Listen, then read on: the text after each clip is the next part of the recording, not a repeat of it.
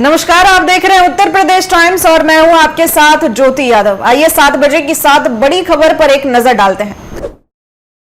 लोकसभा चुनाव के तीसरे चरण में प्रदेश की 10 सीटों पर समाप्त हुआ मतदान। गर्मी के कारण आयोग की तरफ से चुनाव के समय में बदलाव किया गया। आज प्रदेश की 10 सीटों पर सुबह 7 बजे से शाम 6 बजे तक मतदान हुआ। इस दौरान चुनाव में किस्मत आजमा रहे आदित्य यादव, डिंपल यादव, साथ ही कई हस्तियों ने वोट दिए।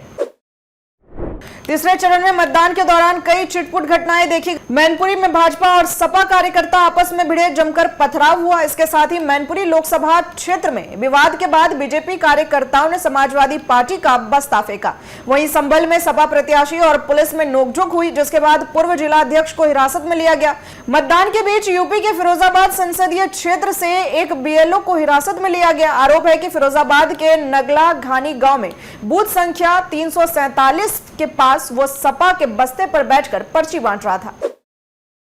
उत्तर प्रदेश के 10 लोकसभा सीटों पर मतदान हुए। तीसरे चरण के चुनाव में संभल में सबसे ज्यादा तो बरेली में सबसे कम मतदान हुआ। बता दें कि आज संभल, हाथरस, आगरा, फतेहपुर सीकरी, फिरोजाबाद, मैनपुरी, एटा, बदायूं, आंवला और बरेली लोकसभा सीटों पर चुनाव मैदान में उतरे 100 प्रत्याशियों की किस्मत अब ईवीएम में बंद हो चुकी है, जिसका फैसला 4 जून को आएगा।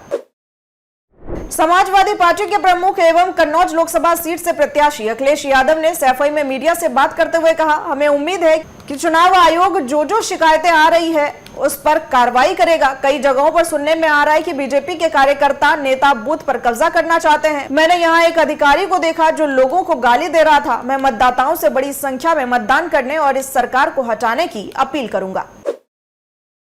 गांधी परिवार के गढ़ माने जाने वाली रायबरेली और अमेठी लोकसभा सीट पर 5वें चरण में चुनाव है। इसे लेकर प्रियंका गांधी ने मोर्चा संभाल लिया है। कांग्रेस उम्मीदवार के तौर पर रायबरेली से राहुल गांधी और अमेठी से केएल शर्मा चुनाव लड़ रहे हैं। प्रियंका गांधी खुद भले चुनाव नहीं लड़ रही हो, लेकिन दोनों सीटों पर से डेरा जमाने में लगी हुई है। रायबरेली में भाई राहुल और अमेठी में केएल शर्मा के जीत के लिए प्रियंका गांधी जमीनी रणनीति से सियासी माहौल बनाने तक का काम करेंगी।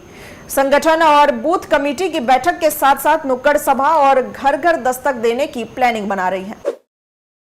उत्तर प्रदेश टाइम्स की पड़ताल में कुणाल हत्याकांड को लेकर बड़ा खुलासा हुआ है। ग्रेटर नोएडा के पुलिस अधिकारी अपहरण होने के बाद आरोपियों को पकड़ने के बजाय कुणाल के परिवार को टॉर्चर कर रहे हैं। कैलाश अस्पताल में वो नाबालिग और कुणाल का रिश्तेदार गंभीर हालात से जूझ रहा है, जिसको पुलिस ने बीटा 2 थाने में टॉर्चर करते हुए 3rd डिग्री दी। उसकी उम्र केवल 16 साल है। बच्चे के शरीर और प्राइवेट पार्ट पर कई चोट के निशान देखे गए। राजद प्रमुख लालू प्रसाद यादव के मुस्लिमों को आरक्षण मिलना चाहिए वाले बयान पर उत्तर प्रदेश के मुख्यमंत्री योगी आदित्यनाथ ने मीडिया से बात करते हुए कहा कि पीएम मोदी कह रहे हैं कि इंडिया गठबंधन से जुड़े हुए दल ओबीसी, अनुसूचित जाति और जनजाति के आरक्षण पर सेंध लगाने का काम कर रहे हैं। इनका घोषणा पत्र इस बात का प्रमाण है। कांग्रेस, सपा, राजद को जब भी मौका मिलेगा ये अनुसूचित जाति, जनजाति और पिछड़ी जाति के आरक्षण में सेंध लगाकर इन्हें जबरन अल्पसंख्यक को देने का प्रयास करेंगे। फिलहाल के लिए इस बुलेटिन में बस इतना ही। इसी तरह की तमाम बड़ी अपडेट्स के लिए आप बने रहे हमारे साथ और देखते रहें उत्तर प्रदेश टाइम्स।